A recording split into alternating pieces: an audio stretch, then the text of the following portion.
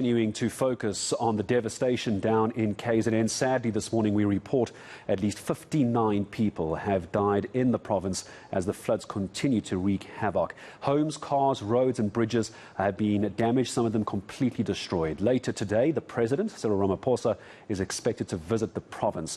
eNCA Siphamandla Goge is one of our reporters we have around the province. Let's head over to him this morning. Siphamandla, good morning to you, and give me a sense of where you are. I see there's no umbrellas, so the rain has subsided, so that's good news. But what is not good news is the death toll. But at least we know that the government is starting to act and get something going. What do we have?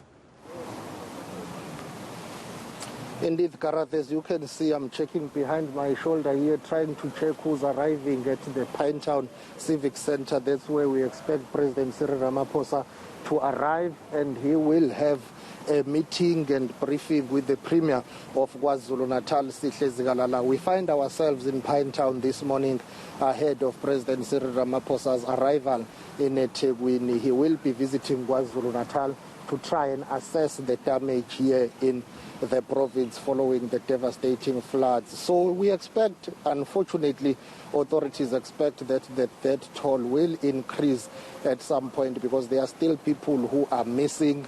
They only confirm the death toll once they've recovered the body, and that death has been, confirmed by the relevant bodies and authorities. So for now, as things stand, it does not look good for the province of KwaZulu-Natal. We expect that the numbers will increase, and that is really bad news. So already yesterday night, the province of KwaZulu-Natal releasing a statement after that urgent Provincial Executive Council meeting saying 14 more people were reported to have died in Ndwedwe alone under iLembe district. So that is devastating. Initially, 45 deaths were reported in eThekwini, which is the hardest hit. And then there are other districts that have been affected. We are talking about iLembe district, Umzinyati district, Ugu district, Umgungundlovu. So simply put, the entire province of KwaZulu-Natal has been affected by these devastating floods. And there is no way you can say this is not devastating if you listen to the stories of people who have suffered. Yesterday we visited the Jilega family in, I think there is another arrival here, if I'm not mistaken. Maybe that's Kokta Minister Dr. KwaZulu Dlamini Zuma. I do not know, but Bonga Mkhize will try and show you the visuals. We will see who's disembarking out of that car, because we expect more and more authorities to come here and welcome the President of the Republic, Cyril Ramaphosa, will be visiting KwaZulu-Natal. So he will be briefed by the Premier of the province, as we see the head of Department of Kokta in KwaZulu-Natal, Thando Tubane, and that tells you that the Kokta MEC, Sipho is on his way. So these are Kokta authorities in KwaZulu-Natal. The head of the department, Thando Tubane, has just arrived. The Department of Kokta is responsible for collecting all the information, statistics, and of course briefing the relevant authorities, including the Premier of KwaZulu-Natal. Apart from human life that has been lost, we are talking about infrastructure that has been destroyed by these floods. Bridges, talking about schools, you're talking about roads that have been washed away. So it's really tragic and devastating, and you will need billions of rands to rebuild what has been destroyed. But there is nothing you can do about the loss of human life, which is catastrophic and the most tragic thing to happen during these devastating floods. It's not for the first time that KwaZulu-Natal is ravaged by the floods anyway. Let me tell you that it has happened before. Almost every year now you will have a situation where there is flooding in KwaZulu-Natal. Climate change experts, they will tell you that the city of Durban alone is one of those that are under threat from severe flooding. Others, if you go across KwaZulu-Natal, they are experiencing severe droughts. So the impact of climate change is severe and visible as we speak. Unfortunately, yesterday, Kokta Minister Dr. KwaZulu Dlamini Zuma telling me that moving forward, it will continue to be like this or even get worse. So the province of KwaZulu-Natal has to brace itself for the worst that is yet to come in terms of these natural disasters. Yeah, and this is exactly where questions, I'm sure, Siphamandla, are going to be asked of government, not to only deal with what's going to happen in the future, but deal with what's what's happening now. Just politically, I understand we're talking about a natural disaster.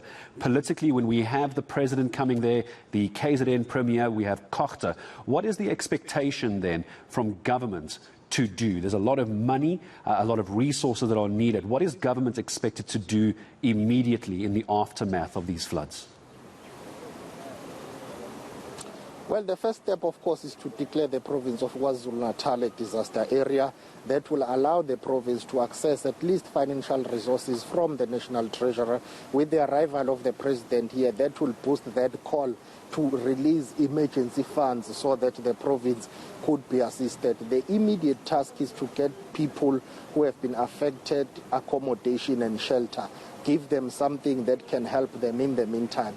Give them food, give them clothing. But the most important thing right now is shelter, as we have seen evacuations and more people are accommodated at police stations and community halls. But even then, you still need to have more accommodation and shelter because some people will have to be relocated. If you check the amount of devastation, we visited Claremont area yesterday. We saw houses being washed away and other houses were just hanging there. You can tell that it's only a matter of time before they also get washed away.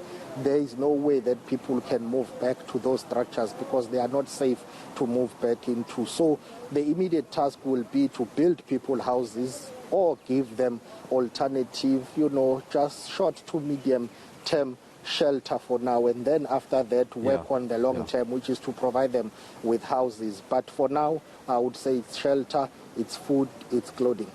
Siphamandla, don't go anywhere. I'm going to come back to you very briefly. I'm going to talk just about what the president's itinerary is. But you mentioned in Nkosazana Dlamini Zuma a little earlier, the Goge minister, Siphamandla, having a word with her yesterday. Here's what she did tell Siphamandla. We'll go back to him in a moment. We are, because it is a disaster. There is no way we can say it's not. We are going to support. That's why I'm here. And we are going to have a national meeting at 8 o'clock to look at this situation, which is really tragic. We've just been looking at what has happened, visiting some of the families. We visited a mother who our hearts are just bleeding. She was sleeping with 4 kids. And they were washed away. She tried to save them, but she could only save 1. The 3 drowned and 2 have been found. 1 is still missing. It's terrible. Has the president been briefed? Will he be visiting KwaZulu-Natal tomorrow or anytime soon? He might be visiting. I'm not sure exactly when. Maybe tomorrow, maybe another day, but he's away. All right, Siphamandla, let's come back to you very quickly. I see you've moved position. You now also have the eThekwini mayor with you. Sipha, let's come back to you.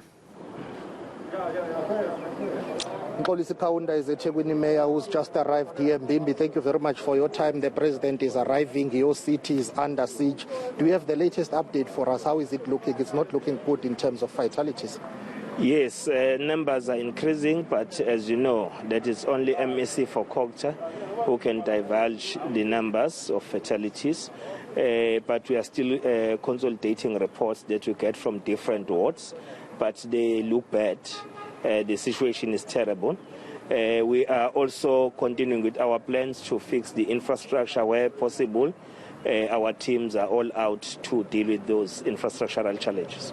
What is it that you need urgently in terms of priorities, if you were to rank it for us, your urgent needs as the city right now from the provincial government and the national government in terms of assistance?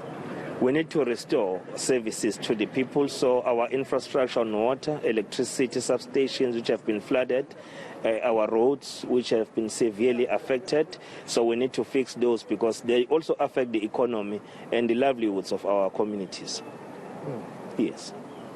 So for now, I know you say Goge is responsible for putting together the statistics, but do we have the latest death toll in terms of numbers? No, the one that we had when we closed our meetings yesterday was still 45 from the city alone. Yes. Okay. Many people have raised concerns about your city's infrastructure, particularly the drainage system. Every time there is flooding in eThekwini, people will question your infrastructure. They say not much has been done to fix it. How do you respond to that? They say you have not learned from past disasters. We accept the challenges of infrastructure, but if you can have a look in the affluent areas as well, where the infrastructure has been properly done and is operational, but the main challenge, the main influence, the factor that influenced the damages was that people are building on the soil that is moving. So which has got nothing to do with the infrastructure. It's just the soil that is moving.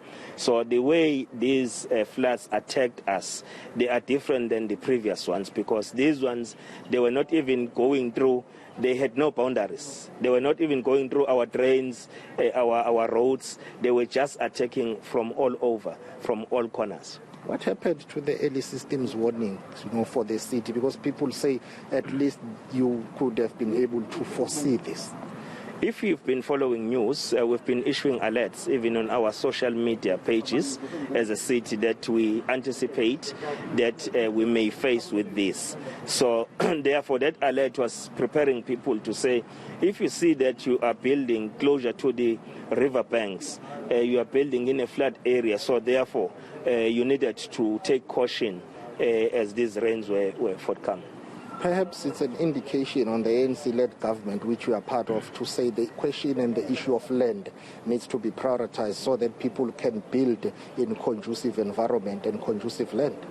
Definitely, the issue of land is still an issue which must be addressed, because people are building in areas where we need to relocate. Because they don't have land. They don't have land, and the land is owned by few people, the minority. It's the ANC-led government that needs to change that.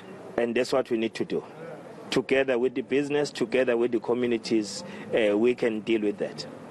In terms of the economic impact, I know it's still early to bring together the numbers, the statistics, but surely billions of rands will be needed to fix the city and the economy. Yes, if you compare these floods then with those of 2019 and 2017, you can see the damage, the magnitude of the damage that will require more money than what we used before. It doesn't help that people are starting to loot as well during this tragedy. We condemn that action. People must really not lose their souls. They must take right decisions in these difficult times. So looting is adding more strain to the economy of the city. So therefore, we want to commend our Metropolis and SAPS, who were able to go and save Mr. Price, which was about to be looted, and we confiscated a vehicle which had those goods in it. So we commend the reaction by the police. And we are warning our communities that if they commit crime, they will face the consequences for that. We are not going to be saying because people are poor, so therefore it justifies that they must go and steal. Stealing is not something that must be acceptable in the society. Thank you very much for your time, Baba. That is the mayor of eThekwini, Siphamandla. I'm going to try and see if it's possible for Bongamkhize to move with his tripod, because I want to show you over there. There is the Director General of the province of KwaZulu-Natal. Her name is Dr. Nonhlanhla Mkhize. Sorry about those shaky visuals. There is a lady who's over there, far away from us. She is the Director General of the province of KwaZulu-Natal, Dr. Nonhlanhla Mkhize. Of course, she's the one who has to oversee everything in terms of the process. Once the Kokta department has written to the presidency, of course, declaring KwaZulu-Natal as a disaster area, she has to process everything as the Director General as we await the arrival of President Cyril Ramaphosa here in Pinetown. Always eagle-eyed, Siphamandla Goge, just finding everybody of importance for us in Pinetown. No rain at the moment. We're awaiting the President. Siphamandla, thank you very much to you as he takes one more look to see the President's arriving. You can assure you the moment we see the President arriving, we're going to go head back down to Pinetown. The President arriving later this morning. Meetings with Kokta, meetings with the Premier, Sihle Zikalala as well. Billions of rands worth of damage, Tumza, but we wait now to hear from the President and Kokta later in the morning.